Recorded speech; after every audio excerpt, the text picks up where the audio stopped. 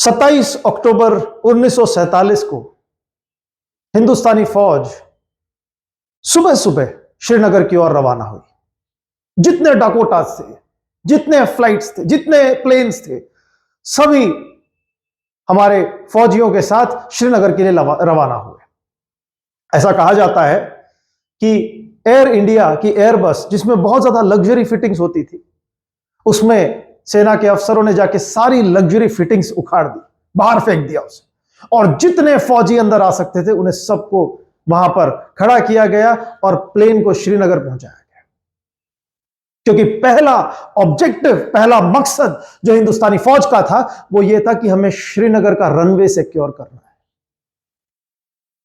जैसे ही 27 अक्टूबर को हिंदुस्तानी फौज श्रीनगर पहुंची, रनवे सिक्योर हुआ, जवाहरलाल नेहरू ने राहत की सांस ली।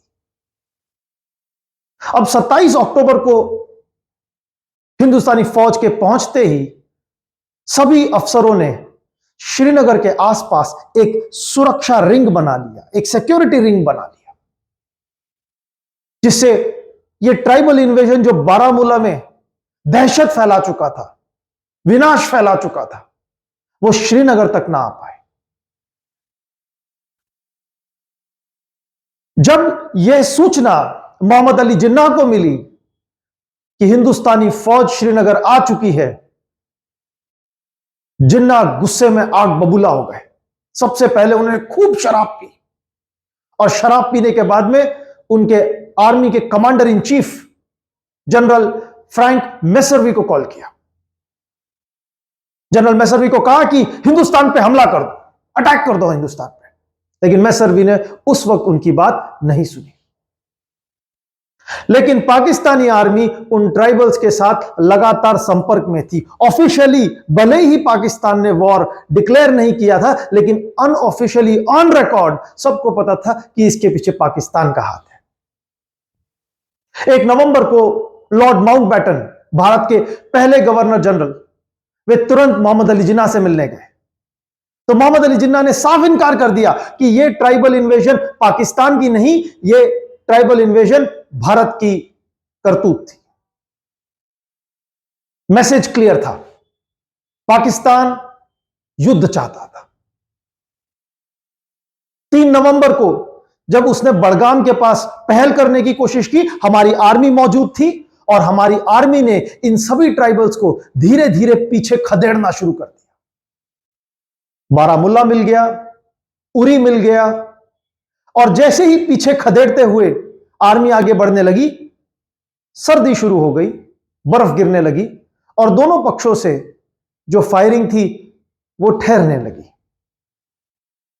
तो दिसंबर तक की हम बात करें तो इतना पूरा का पूरा क्षेत्र ये पाकिस्तान के कब्जे में जा चुका था। क्योंकि अगर हम गिलगिट स्काउट्स की बात करते हैं, गिलगिट स्काउट्स इन सबको पाकिस्तान ने नॉर्थ वेस्ट फ्रंटियर प्रोविंस होते हुए अपने साथ ले लिया था। पुंछ ने पाकिस्तान के झंडे पहले ही फहरा दिए थे। मुजफ्फराबाद पे सभी पाकिस्तानी फौज तैनात हो चुकी थी।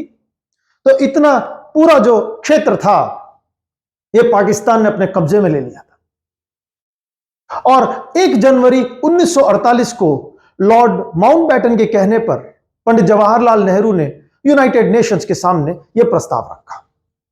प्रस्ताव यह रखा गया था भारत द्वारा कि इंस्ट्रूमेंट ऑफ एक्सेशन द्वारा महाराजा हरि सिंह ने जम्मू कश्मीर को हिंदुस्तान के हवाले किया, लेकिन पाकिस्तान ने अनऑफिशियली इस पर एक ट्राइबल इन्वेजन करवाकर हड़पने की, हथियाने की कोशिश की।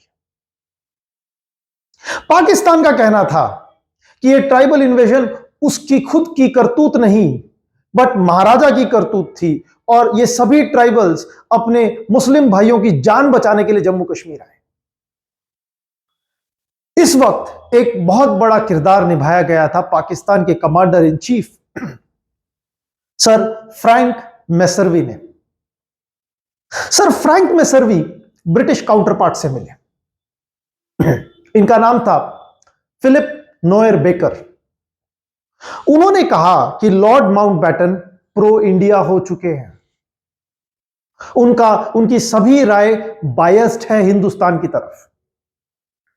उन्होंने नोएल बेकर को कन्विंस किया कि पाकिस्तान पूरी तरह गलत नहीं था, और इस कारण यूनाइटेड नेशंस में ब्रिटेन ने पाकिस्तान का साथ दिया। और पाकिस्तान का साथ देने के कारण हम सिंबॉलिकली यूनाइटेड नेशंस में तब हार गए जब यूनाइटेड नेशंस ने इस मुद्दे को जम्मू कश्मीर मुद्दा न कहते हुए भारत पाकिस्तान मुद्दा बना दिया। इस पर एक और थ्योरी जो कही जाती है वो ये है कि 1948 में कोल्ड वॉर, शीत युद्ध शुरू हो चुका था, और ब्रिटेन चाहता था कि पाकिस्तान, जो कि सांप्रदायिक मुद्दे के ऊपर स्थापित किया गया था, कम्युनिज्म के खिलाफ लड़ सकता था। इसलिए 1948 में ब्रिटेन ने पाकिस्तान का साथ इसलिए भी दिया ताकि कम्युनिज्म को रोका जा सके। लेकिन यूनाइटेड नेशंस के इस फैसले का बहुत विरोध हुआ। खासा दुख पंडित जवाहरलाल नेहरू को था, जो यूनाइटेड नेशंस की न्यूट्रलिटी पे बहुत भरोसा करते थे। उनके लिए यूनाइटेड नेशंस मानवता की सबसे बड़ी जीत थी, क्योंकि उन्हें लगता था कि अब हमें युद्ध जो है वो शस्त्रों से नहीं जीतना पड़ेगा, बट शास्त्रों से जीता जाएगा, नियमों से जीता जाएगा, सहमति से जीता जाएगा। इसलिए 1948 में यूनाइटेड नेशंस का यह फैसला जवाहरलाल नेहरू को बहुत दुखी किया, और उन्हें वह स्वीकार नहीं हुआ। मार्च 1948 में मेहरचंद महाजन को हटाकर जम्मू कश्मीर में शेख अब्दुल्ला को वजीर बनाया गया, और भारत और पाकिस्तान की सेनाओं ने वापस युद्ध आरंभ कर दिया। पाकिस्तान लगातार कहता रहता था कि भारत हिंदुओं का राष्ट्र है और पाकिस्तान मुसलमानों का राष्ट्र है, और यह भारत पाकिस्तान का युद्ध हिंदुओं और मुसलमानों का युद्ध है। लेकिन पाकिस्तान को तब मुंह की खानी पड़ी जब हिंदुस्तान के एक आला अफसर ब्रिगेडियर उस्मान ने फरवरी में पाकिस्तान को हराया, पाकिस्तान फौज के सभी इरादों को नाकाम कर दिया। इतना फ्रस्ट्रेट हो गई पाकिस्तान कि यहां आजाद कश्मीर की जो उन्होंने फौज तैयार की थी, मेजर जनरल कियानी, ये सब ने ब्रिगेडियर उस्मान को काफिर करार कर दिया, उनके ऊपर 50,000 रुपए का इनाम घोषित कर दिया, सारे हथकंडे अपना लिए। लेकिन वो ब्रिगेडियर उस्मान के स्पिरिट को तोड़ नहीं पाए, उस जज्बे को तोड़ नहीं पाए। उन्होंने इंडिया का सेक्युलरिज्म क्या है, इसे पाकिस्तान के कम्युनलिज्म के सामने एक चट्टान की तरह खड़ा कर दिया। जुलाई में ब्रिगेडियर उस्मान ने ऑन द फील्ड अपनी जान गंवा दी, और वे एक सिंबल बन गए भारत के धर्मनिरपेक्ष स्पिरिट के, स्पिरिट ऑफ सेक्युलरिज्म के। भले ही 1 जनवरी 1949, 1 जनवरी 1949 को एक सीज फायर साइन किया गया, मामला यूनाइटेड नेशंस तक चला गया, लेकिन ऑफिशियली जम्मू और कश्मीर इंडिया के साथ एक्सीड हो गया।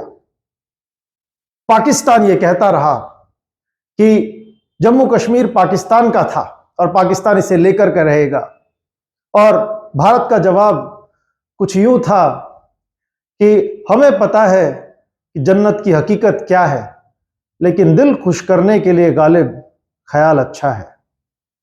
भारत ने हमेशा धर्मनिरपेक्ष होने का दावा रखा, और निरपेक्षता के तहत उस पर कायम रहे। जनवरी 1948 में जब महात्मा गांधी बिरला हाउस पहुंचे, तब उनसे पूछा गया कि भारत का भविष्य क्या है। तब उन्होंने कहा कि जिस वक्त जम्मू कश्मीर की आवाम खुद होकर भारत के साथ आएगी, भारत उस वक्त ट्रूली सेक्युलर धर्मनिरपेक्ष बन जाएगा।